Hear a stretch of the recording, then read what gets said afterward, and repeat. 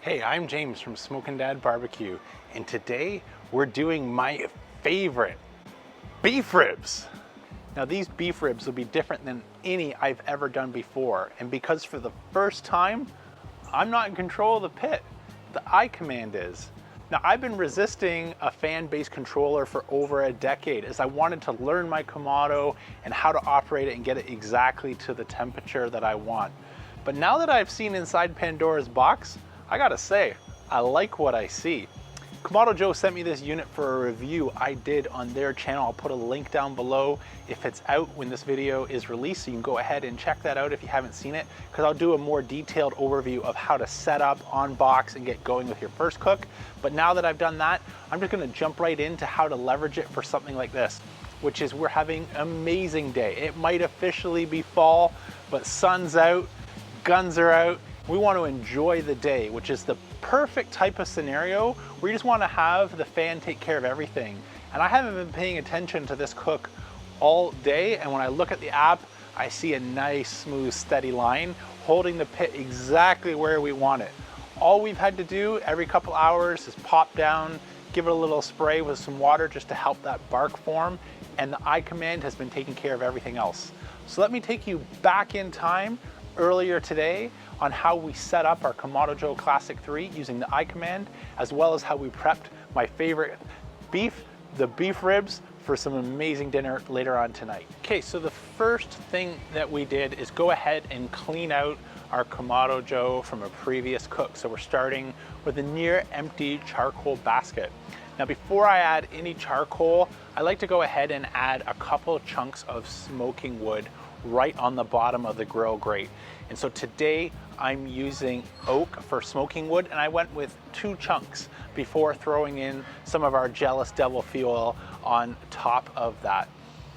In terms of how much to use, I'm still playing with the iKamand. I've noticed that the one disadvantage of the fan-based controller is that when it stokes the fire and adds that air, it uses a touch more charcoal than the lean, mean fighting machine that I like to go with in terms of bare minimum amounts of charcoal.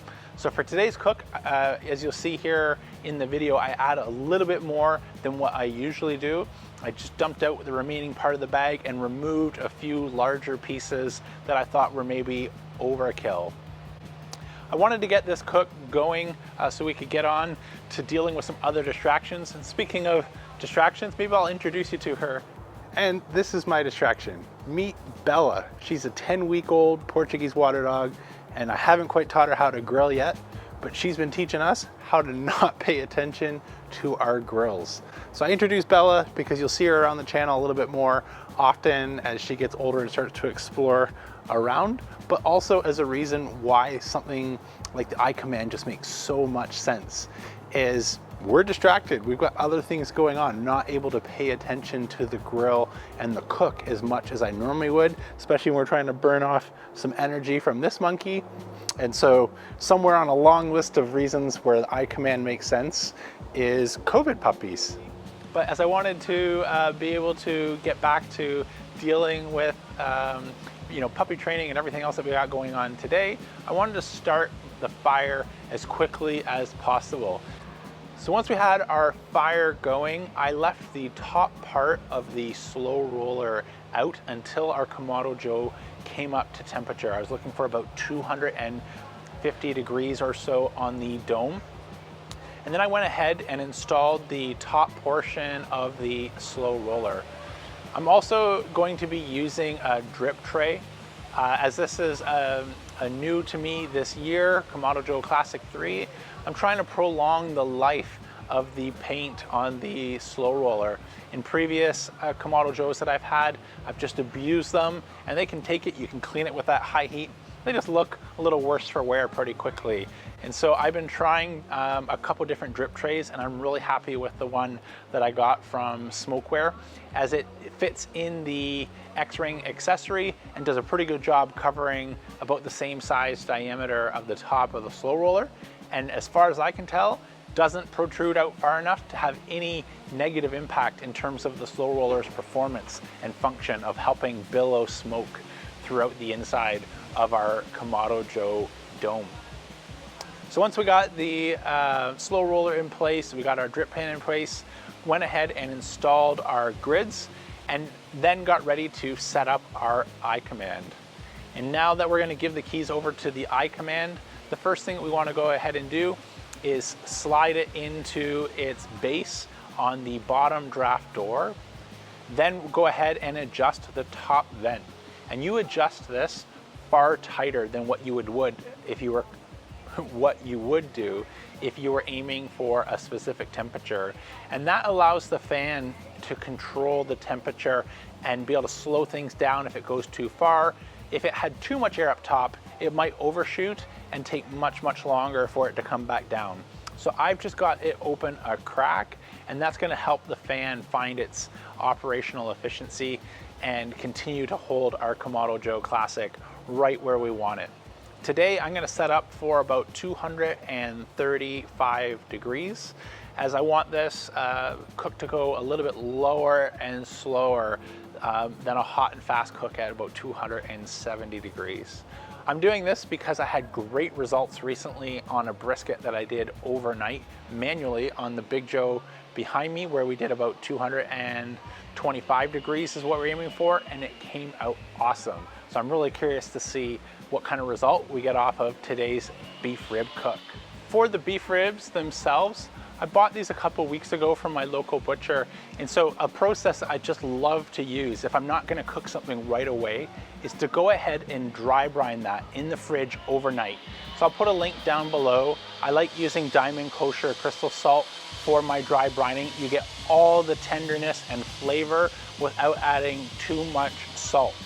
So after that sat uncovered in the fridge overnight, I back sealed it and froze it. So it just sat happily in the freezer until we were ready to cook for today. So brought it out overnight, let it de-thaw, and we are ready to go for seasoning. Now for our seasoning, since we've already added our salt, we don't want to use a rub that has a lot of salt, or really any salt, since that's what will make our beef rib come out way too salty to enjoy. And so I'm using a pre-made rub. And so I've just threw this one together with some garlic powder, onion powder, smoked paprika, black pepper, a little bit of cayenne pepper, and just a dash of celery seed. So that's the rub. For a binder, these ribs didn't need too much as they were still a little damp from the on-thawing process coming out of the freezer, but I went ahead and used a little bit of olive oil just to help make sure our rub actually sticks to our beef ribs. And then we were ready to insert our probe in the thickest part of our beef rib, hit the go button, and let the iKamand do its work. So as I mentioned, this has been a very hands-off cook. The only step that I've taken every now and then is to come by about every 2 hours and just spritz the outside with a little bit of water. And I like doing that for about the first 6 hours of a cook. So we're gonna do this a total of 3 times at the 2, 4, and 6 hour mark. So that'll do a couple things. It'll help prevent the outside from getting any too dry or burnt spots, and these aren't looking like that's a risk. They're doing great. But it'll also help give a moist surface for our smoke to adhere to. And our window of opportunity to get that smoke profile and build our bark is really in about that first 6 hours, which is why we're doing that. And I think with our timing today, based on putting these on early in the morning and wanting them for dinner, I'm not planning to wrap them. And that's looking like we might be able to get away with that in time for dinner. Hopefully we hit our temperature where we can start to probe for feel. It should feel just like we're probing into a jar of peanut butter for tenderness. Will allow me to pull these off, let them cool for about 10-15 minutes, wrap them in foil, wrap that in a towel, and throw them in the cooler and give us a bit of a rest period. If we can do that, that's the absolute best way to get an amazing mouth feel when we bite into these beef ribs, rather than just coming straight off the grill and going on to the cutting board. So that's it. You're all caught up right to this point right now. where we've got everything going, we've been spritzing, and now we're just waiting for that final stage in terms of hitting our target temp. And we're not going to remove based on temp. That's just to let us know we're in the window to start checking for our probe feel. So you can set your alarm anywhere from that 194 to 200 degrees Fahrenheit when you want to start checking for probe feel. I set it for 200 on the iKamand early this morning, but when I see we're getting really, really close, maybe again that 194, 197, I'll start using my ThermaPen in order to get a feel for how we're doing on tenderness throughout the beef ribs. All right, so we ended up, after probing for tenderness a couple times, not being exactly where we wanted. So I did go ahead and end up using the Texas crutch. If that's a new term to you, what that means is just tightly wrapping with aluminum foil, which is going to help retain that moisture and ramp up the speed that it takes for the internal temperature to get where we want and that probe feel to be amazing. So that took about an hour.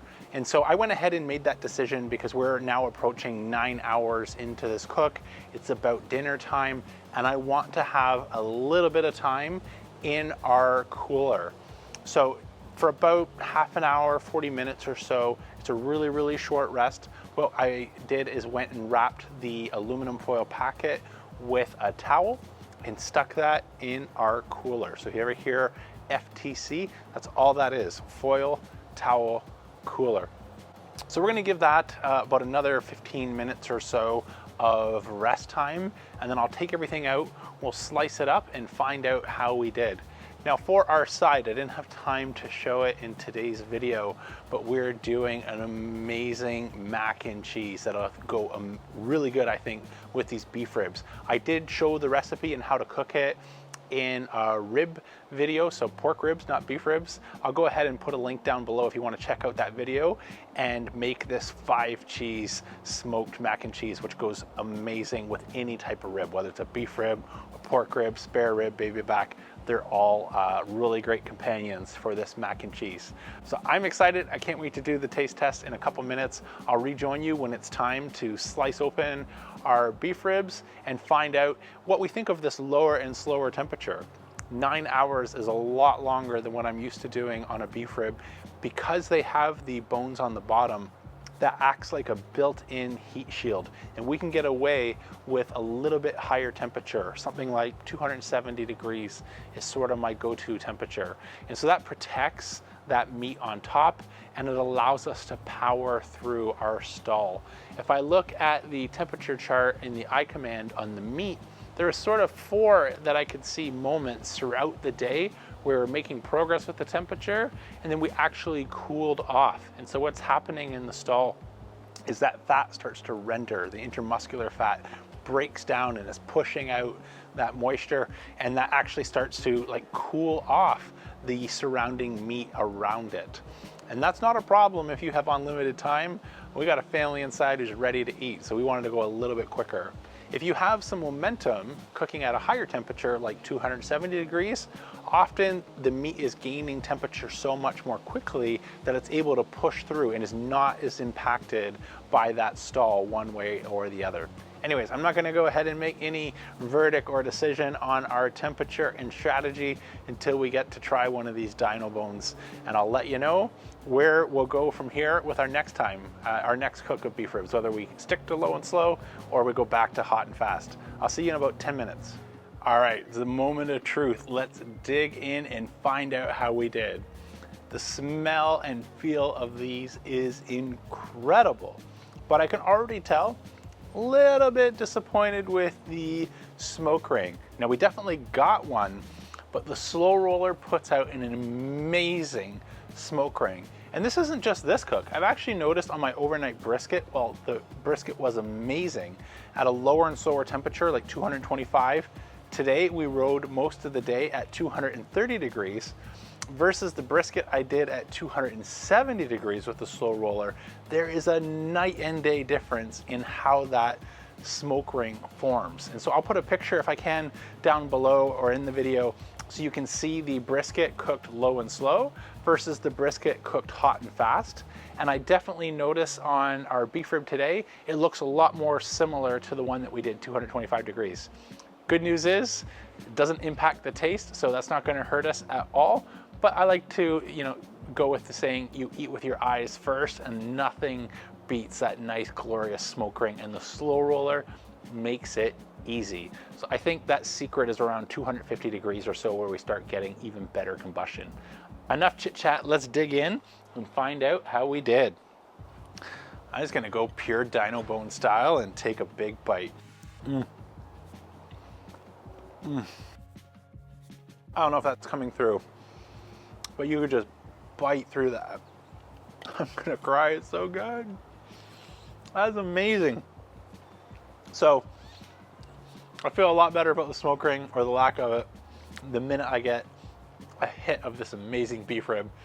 This is, again, it's like brisket on a stick. It's one of my absolute favorite things to cook. But right up there is this mac and cheese. Let's find out how that is. Again, I'll put a link to this recipe, the video that I did on baby backs, and I highly recommend it for meals like this. It's got a little bit of pork panko on top. It's really good. That's a big bite. Who cares? I'll fast forward it so you don't hear the nom nom nom. Wow. Amazing. So this was a lot of fun. We tried a couple new things today where we didn't pay attention to our cook and our smoker at all. I think 3 times total I sprayed, and then at the end of the cook we made a decision to go ahead and wrap it. And the rest of the day we did what we want, which is absolutely amazing. So I've been pretty staunch against the idea of the iKamand for a long time, just again because I want to be purist and control my pit. But what that actually means is a lot of time I just don't end up maybe using my Kamado Joe as often as I could if I knew I could just not have to watch it or pay attention. And so for that reason, I'm count me as a converted, on the merits of the iKamand. I'll absolutely be looking to use it more and more for days like this, where we've got a lot of other things on the go, and I don't want it to hold me back from enjoying some of this amazing, amazing food. Anyways, I hope you really enjoyed today's video. If you did, let me and YouTube know by smashing that thumbs up button and hit subscribe to catch future videos. Until then, I'm James from Smokin' Dad Barbecue signing off, and don't be afraid to fire it up.